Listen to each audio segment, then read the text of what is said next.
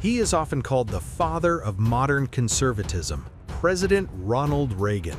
When you think of President Reagan, what's the first thing that comes to mind? For many, it's that warm, radiant smile, but behind that gentle, grandfatherly image stood a shrewd, calculating political architect, a man who fundamentally rewired the modern world. Hello everyone, welcome back to Flat Archive. Today we're going to dive deep into the life and legacy of President Ronald Reagan, a topic I've been wanting to cover for a long time.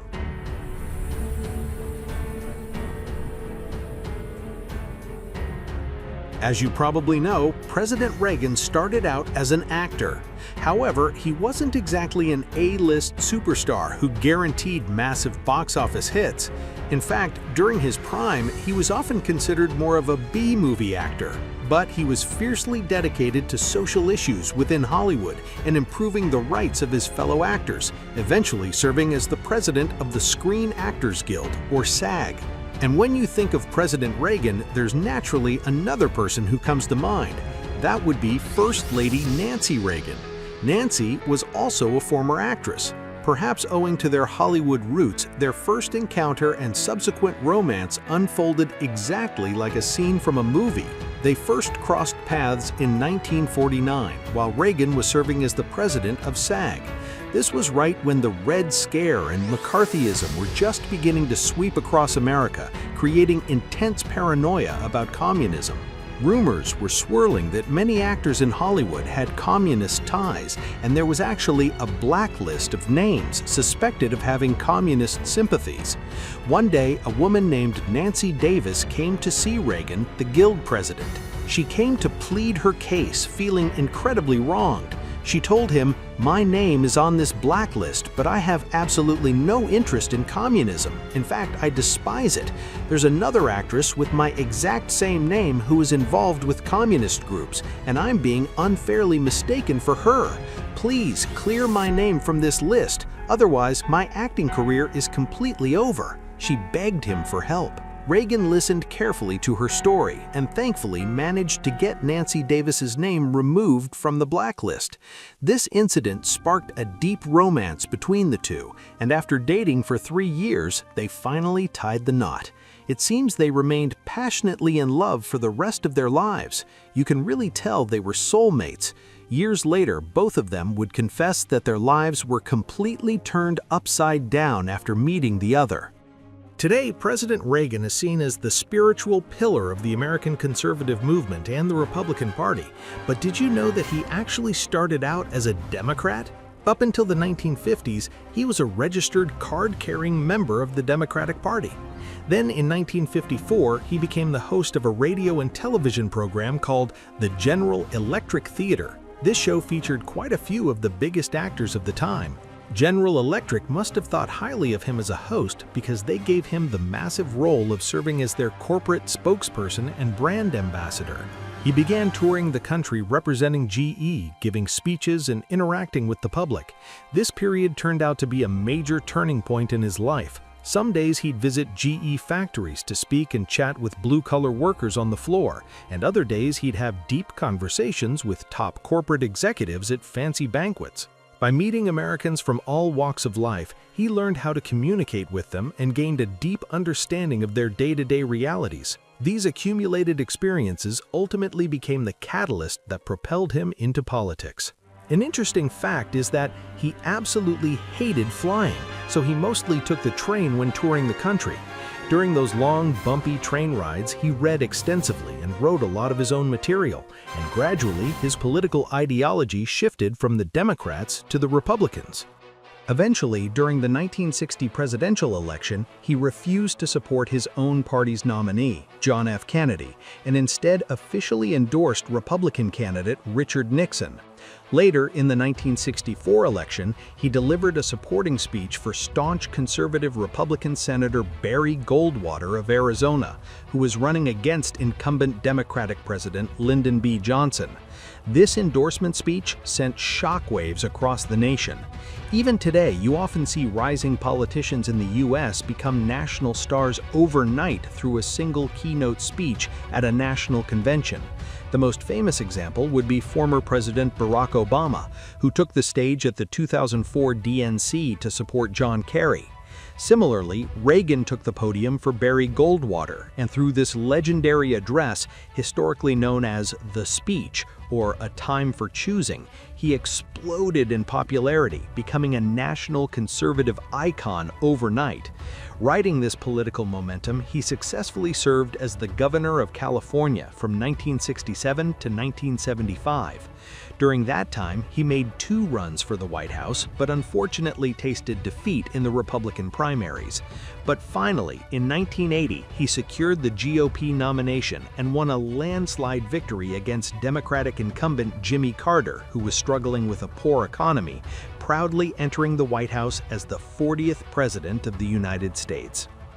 When we look at Reagan from a historical perspective, a few major keywords come to mind. The most prominent one is undoubtedly supply-side economics. Along with Margaret Thatcher, who became the British Prime Minister in 1979, he is considered one of the 2 main flag-bearers who spearheaded global supply-side economics.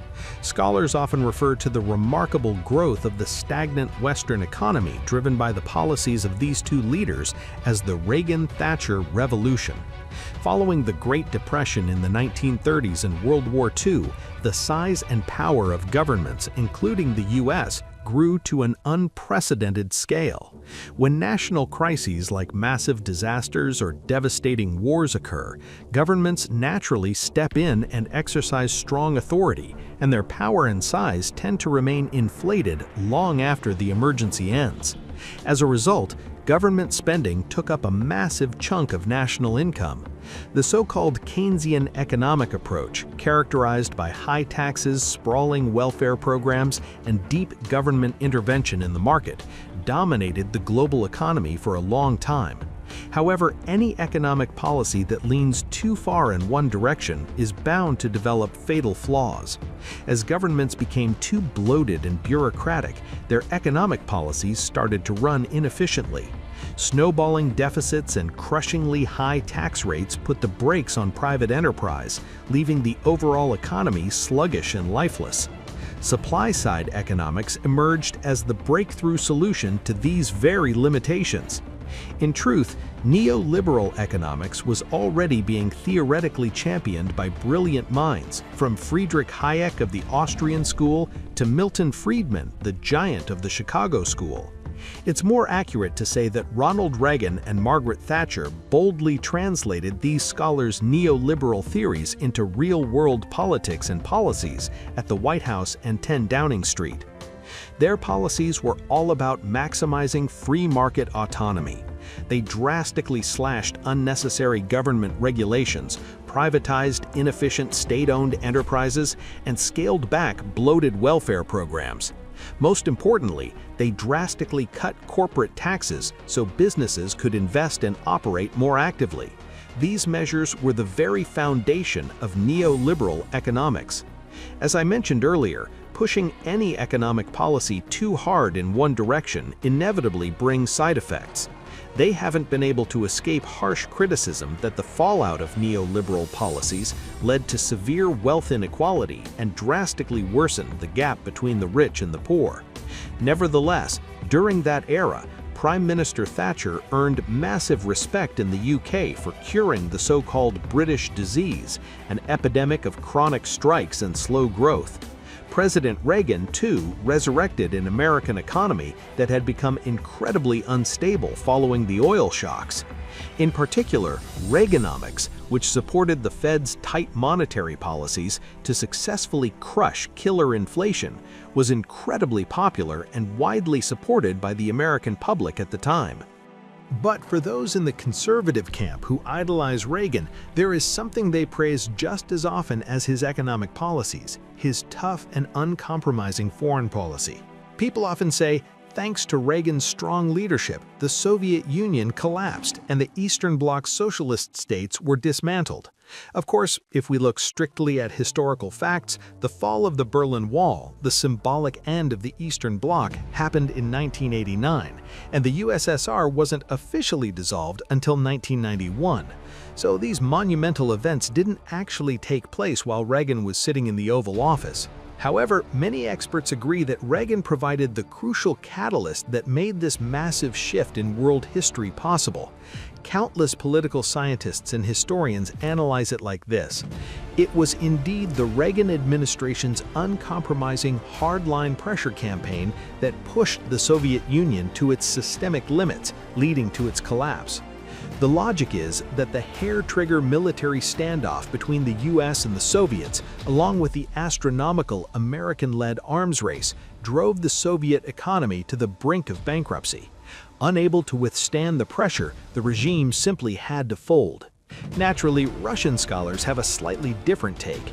They argue, sure, US diplomatic and military pressure played a role, but the decisive factor was the rise of Mikhail Gorbachev, a new, flexible leader with a mindset of reform and openness, which made dismantling the system possible.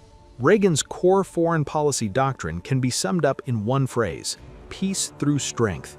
It was an incredibly muscular and aggressive policy based on the idea that to dismantle the global threat of Soviet communism, the US had to firmly plant liberal democracy and capitalism across the globe. But here's where it gets really interesting. Reagan's diplomatic tone and policy direction shifted, subtly at first, then quite noticeably, before and after Gorbachev came onto the scene. And conveniently enough, this timeline aligns almost perfectly with the transition between Reagan's first term and second term in office. Reagan's first-term national security team was packed with the most hawkish of hawks, known as the neoconservatives, or neocons.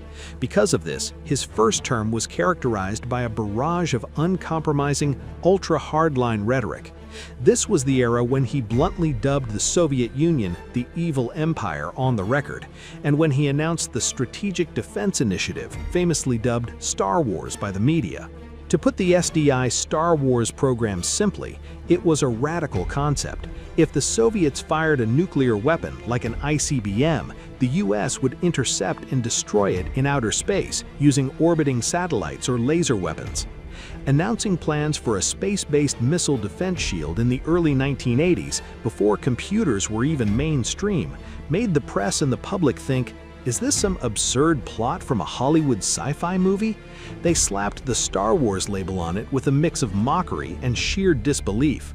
However, heading into his second term, the once unyielding Reagan deliberately started distancing himself from the hardline neocons. He adopted a more flexible approach and opened up dialogue, culminating in the historic 1987 Intermediate Range Nuclear Forces Treaty, widely considered the most significant nuclear arms reduction pact in Cold War history. For context, this treaty was later withdrawn from by President Donald Trump. In any case, through all these events, a powerful image is etched into the minds of many Americans today. Reagan was a great president who not only brought unprecedented economic revival, but also military dominance over the Soviets, rebuilding America as the world's undisputed superpower.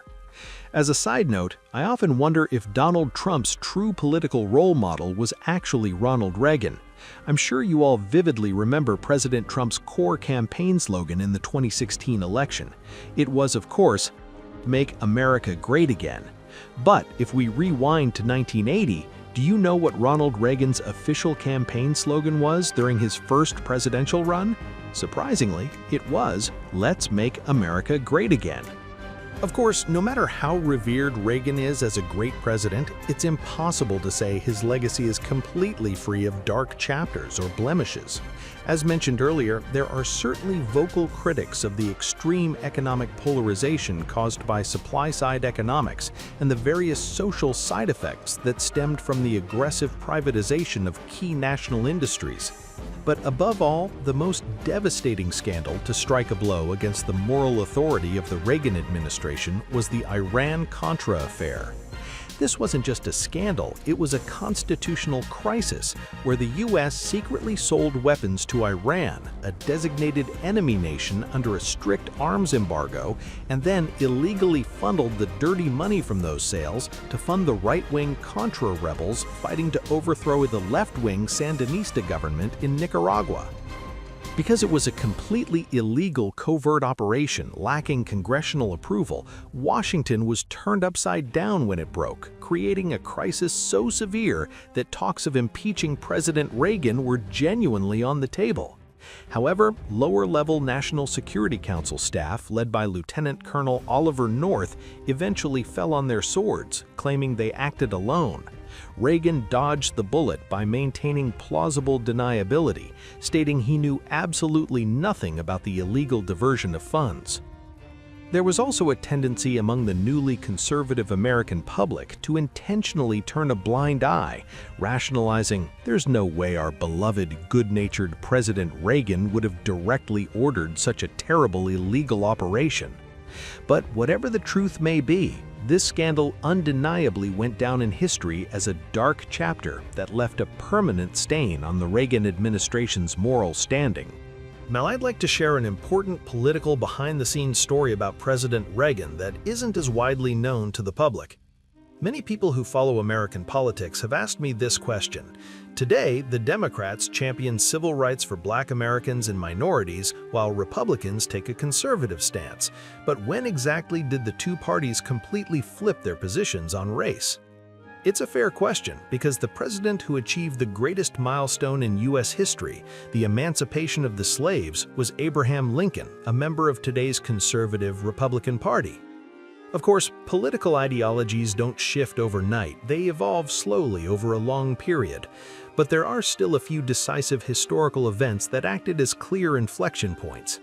The most obvious symbolic catalyst is the civil rights movement that swept across America in the 1960s, along with its crowning achievements, the Civil Rights Act passed by Congress in 1964 and the Voting Rights Act enacted in 1965. These historic civil rights bills were all signed and passed under the administration of Democratic President Lyndon B. Johnson.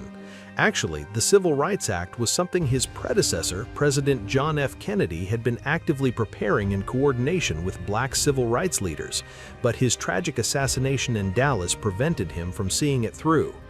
Johnson, who succeeded to the presidency, pushed the bill forward against fierce backlash from Southern white politicians and ultimately got it through Congress. In the subsequent 1964 election, Democratic President Johnson won in a massive landslide.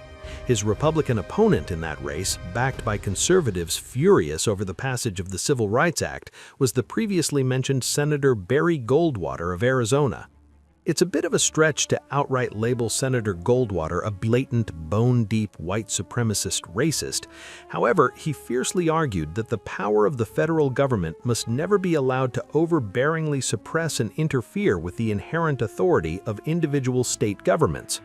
We must thoroughly recognize states' rights as guaranteed by the Constitution. This justification of states' rights happened to be the favorite political rhetoric used by Southern states at the time to maintain racial segregation. Political scientists unanimously point to this moment, the 1964 election, as the tipping point when Black voters who had long supported the party of Lincoln began shifting en masse to the Democratic Party. And I believe a series of events during the 1980 presidential campaign also served as a highly decisive and crucial moment in cementing today's two-party political landscape in America. After a grueling primary in 1980, the newly minted Republican nominee Ronald Reagan kicked off his official campaign with the eyes of the entire nation on him by grabbing the mic in a very specific location for his first historic rally. That place was a tiny rural town in the Deep South, Neshoba County, Mississippi. So what exactly is Neshoba County? Flashback to June 1964 during the so-called Freedom Summer. 3 young civil rights activists were traveling the South participating in the movement to register Black voters and secure their voting rights. But as they were passing through Neshoba County, they vanished without a trace. This shocking disappearance immediately drew massive national media coverage, and recognizing the gravity of the situation, the federal government stepped in, deploying the FBI for a massive manhunt. Ultimately, the search revealed that the 3 young activists had been brutally murdered and buried in an earthen dam construction site. And the FBI's relentless investigation uncovered a horrifying truth. This vicious racial hate crime involved not only members of the Ku Klux Klan, but shockingly, the local sheriff and his deputies were all in on it together. This tragic historical event later served as the basis for the Hollywood masterpiece Mississippi Burning, starring Gene Hackman and Willem Dafoe as FBI agents. The site of this horrific racial hate crime was none other than Neshoba County, Mississippi. Out of all the places in America, choosing this highly sensitive area, a place scarred by the painful history of the civil rights movement, as the starting line for a nationally televised presidential campaign was certainly a choice. Now, I don't hastily assume that President Reagan himself was a malicious racist who hated black people. However, from a political engineering standpoint, it undoubtedly sent a highly intentional and distinct symbolic message to the white conservative base. Taking the stage that day in Neshoba County, the core theme Reagan loudly proclaimed to the crowd was none other than states' rights need to be guaranteed and expanded far more than they are today. This was a dog whistle that perfectly tapped into the resentment of Southern whites who despised federal intervention like the Civil Rights Act. I cautiously believe that this rally, in a way, hammered the final nail in the coffin, entirely driving the conservative white Southern vote into the arms of the Republican Party, a complete reversal from the Lincoln era. Setting aside his political successes and failures, we generally spare no praise in calling President Reagan the Great Communicator. First of all, perhaps because he spent his life as a professional actor in front of the camera, his crowd control was simply unmatched. He knew exactly how to look straight into the lens and flash that million-dollar smile at the perfect moment, a true masterclass in showmanship. On top of that, his well-trained, deep and reassuring vocal delivery and diction were absolutely flawless. He was famous for never getting flustered, no matter what curveballs were thrown at him, always maintaining a relaxed demeanor and flashing that signature gentle smile, while amicably pitching his arguments to the public. The most iconic example is the 1980 presidential TV debate. Looking straight into the camera at an American public exhausted by severe inflation and economic hardship, he asked, "Are you better off than you were 4 years ago?" This short, heavy-hitting line perfectly skewered incumbent President Carter's track record and went down in history as one of the most devastating punchlines in American election history. Fast forward 4 years to 1984 during his re-election campaign. He was 73 at the time. While that might not seem too old by today's standards, back then there were widespread concerns that he was far too old to be president. Furthermore, his Democratic opponent, former Vice President Walter Mondale, was only 56, making the physical age gap between the two quite stark. Naturally, the Washington establishment and the media treated it as a foregone conclusion that the Democrats would ruthlessly and relentlessly attack Reagan on this fatal age risk during the upcoming TV debates. When the nationally televised debate finally happened, the moderator posed a roundabout question about his age and ability to govern. Reagan preempted the attack with a deadpan expression. "I will not make age an issue of this campaign. I am not going to exploit for political purposes my opponent's youth and inexperience." What an incredible sense of humor! In a split second, he completely flipped his greatest weakness, his age, and deflected it onto his opponent's lack of experience. It was an incredibly high-level twist of humor and political rhetoric. The moment Reagan delivered this joke with a completely straight face, the entire audience in the studio and even the staff burst into explosive laughter. Even the moderator, who was supposed to remain neutral, cracked up, and his opponent, Walter Mondale, who had come fully armed for a fierce attack, was completely disarmed by the wit and let out a hearty laugh himself. Later, in an interview reflecting on that very moment, Mondale confessed, "When President Reagan dropped that joke on the debate stage, only one thought crossed my mind. Oh, I lost." In his twilight years after leaving office, President Reagan tragically had to endure a difficult battle with Alzheimer's disease. And in 2004, he quietly passed away with his beloved Nancy by his side. While modern evaluations of his policies are deeply polarized depending on conservative or liberal viewpoints, in the hearts of countless Americans, he remains immortalized as the leader who made America strong again, all from behind the reassuring smile of the nation's grandfather. Today on Flat Archive, we took a deep dive into the eventful life and political footprint of the 40th President of the United States, Ronald Reagan. I'll be back next time with another fascinating and in-depth story about history and the people who made it. Thanks for watching.